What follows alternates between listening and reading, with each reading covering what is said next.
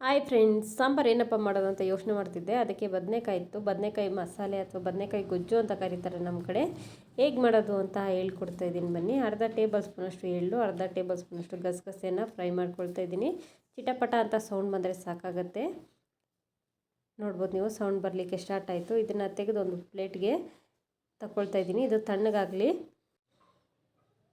ಅದಾದಮೇಲೆ ಅದೇ ಬಾಣಲಿಗೆ ನಾನು ಒಂದು ಬೆಳ್ಳುಳ್ಳಿ ಬಿಡಿಸಿಟ್ಕೊಂಡಿರೋದು, 1 ಇಂಚಿನಷ್ಟು ಶುಂಠಿ, ಒಂದು ದೊಡ್ಡ ಈರುಳ್ಳಿ ಹಾಕ್ಕೊಂಡು ಫ್ರೈ ಮಾಡ್ಕೊಳ್ತಾ ಇದ್ದೀನಿ. ಸ್ವಲ್ಪ ಕರಿಬೇವು ಹಾಕ್ಕೊಂಡಿದ್ದೀನಿ. ಒಂದು ಅರ್ಧ ಟೇಬಲ್ ಸ್ಪೂನಷ್ಟು ಎಣ್ಣೆ ಹಾಕ್ಕೊಂಡಿದ್ದೀನಿ. ಜಾಸ್ತಿ ಎಣ್ಣೆ ಬೇಕಾಗಲ್ಲ ಫ್ರೈ ಮಾಡಲಿಕ್ಕೆ. ಇದು ಮಿಕ್ಸಿ ಮಾಡ್ಕೊಳ್ಳೋಕ್ಕೆ ಮಸಾಲೆಗೋಸ್ಕರ ಮಾಡ್ಕೊಳ್ತಾ ಇರೋದು. ಇದು ಸ್ವಲ್ಪ ಗೋಲ್ಡನ್ ಕಲರ್ ಬರೋ ತನಕ ಫ್ರೈ ಮಾಡ್ಕೊಳ್ಳೋಣ.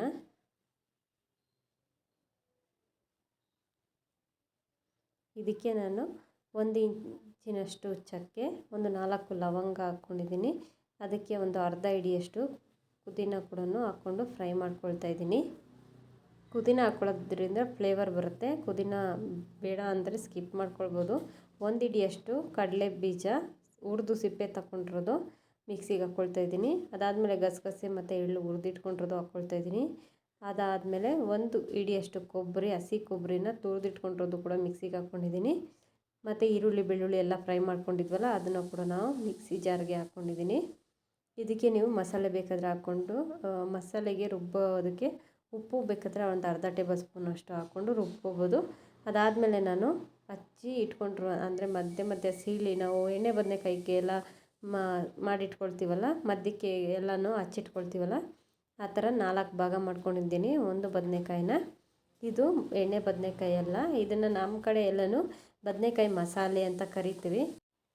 ಸೇಮ್ ಎಣ್ಣೆ ಬದನೆಕಾಯಿ ಥರನೇ, ಬಟ್ ಆದರೆ ಎಣ್ಣೆ ಬದನೆಕಾಯಿಗಿಂತ ಟೇಸ್ಟ್ ಸ್ವಲ್ಪ ಮಸಾಲೆ ಟೈಪ್ ಇರುತ್ತೆ. ಬಟ್ ತಿನ್ನೋಕ್ಕೆ ಚೆನ್ನಾಗಿ ಅನಿಸುತ್ತೆ. ಚಪಾತಿಗೆ ಆಮೇಲೆ ಈ ಅಕ್ಕಿ ರೊಟ್ಟಿಗೆಲ್ಲನೂ ಈ ಥರ ಮಾಡ್ಕೊಳ್ಬೋದು. ಈಗ ಇದನ್ನು ಸ್ವಲ್ಪ ಎಣ್ಣೆ ಹಾಕ್ಕೊಂಡು ಚೆನ್ನಾಗಿ ಫ್ರೈ ಮಾಡ್ಕೊಳ್ತಾ ಇದ್ದೀನಿ. ಅದಾದಮೇಲೆ ಮಿಕ್ಸಿ ಜಾರ್ಗೆ 1 ಹಿಡಿಯಷ್ಟು ಮತ್ತು ಕೊತ್ತಂಬರಿನ ಆ್ಯಡ್ ಮಾಡಿ ರುಬ್ಕೊಂಡಿದ್ದೀನಿ ನಾನು.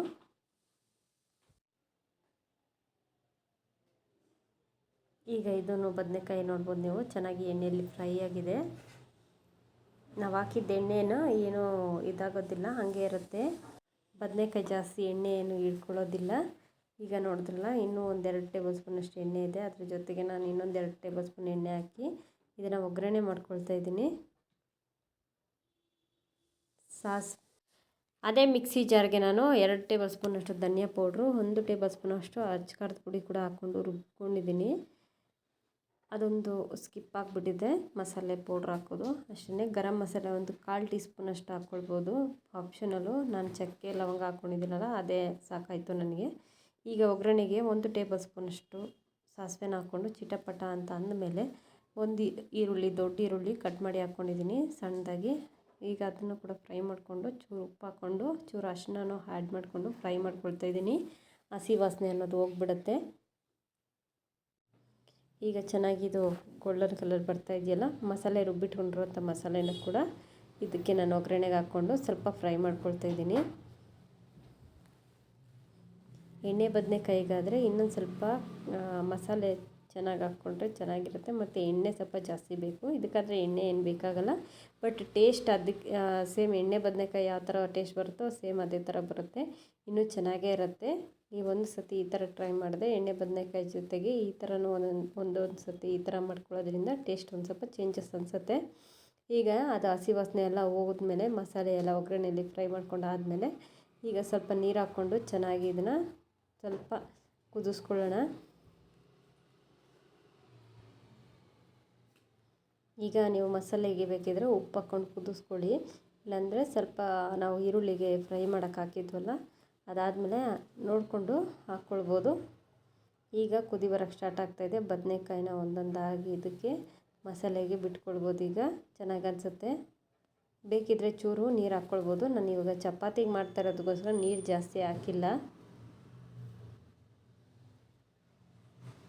ಮಸಾಲೆ ಎಲ್ಲ ಚೆನ್ನಾಗಿ ಕುದೀತಾ ಇದೆ. ಈಗ ಮಸಾಲೆಗೆ ಒಂದು ಅರ್ಧ ಟೇಬಲ್ ಸ್ಪೂನಷ್ಟು ಉಪ್ಪು ಹಾಕ್ಕೊಂಡಿದ್ದೀನಿ. ಬದನೆಕಾಯಿನ ಒಂದೊಂದಾಗಿ ಬಿಟ್ಕೊಳ್ತಾ ಇದ್ದೀನಿ. ಇದು ಬದನೆಕಾಯಿ ಮುಳುಗುವಷ್ಟಿದ್ದರೆ ಸಾಕಾಗುತ್ತೆ, ಯಾಕಂದರೆ ಬದನೆಕಾಯಿ ಆಲ್ಮೋಸ್ಟ್ ಸ್ವಲ್ಪ ಫ್ರೈ ಮಾಡ್ಕೊಂಡಿರೋದ್ರಿಂದ ಬೇಗ ಸಾಫ್ಟಾಗಿ ಆಗಿರುತ್ತೆ, ಬೇಗನೆ ಬೆಂದುಬಿಡತ್ತೆ, ಏನು ತೊಂದರೆ ಇಲ್ಲ. ಈಗ ಚೆನ್ನಾಗಿ ಒಂದು ರೌಂಡ್ ಕುದಿ ಬರ್ತಾಯಿದೆ, ನೋಡ್ಬೋದು ನೀವು. ಮಸಾಲೆ ಎಲ್ಲ ಕಲರ್ ಚೇಂಜ್ ಆಗಿದೆ, ಎಣ್ಣೆ ಎಲ್ಲ ಬಿಟ್ಕೊಳ್ತಾ ಇದೆ ನೋಡ್ಬೋದು ಸೈಡ್ಸಲ್ಲಿ ನೀವು. ಈಗ ಇದು ರೆಡಿಯಾಗಿದೆ. ಟೇಸ್ಟ್ ನೋಡಿಕೊಂಡ್ರೆ ಉಪ್ಪು ಏನಾದರೂ ಬೇಕಿದ್ದರೆ ಆ್ಯಡ್ ಮಾಡ್ಕೊಳ್ಬೋದು. ಖಾರ ಎಲ್ಲ ಕರೆಕ್ಟಾಗಿರುತ್ತೆ. ನನ್ನ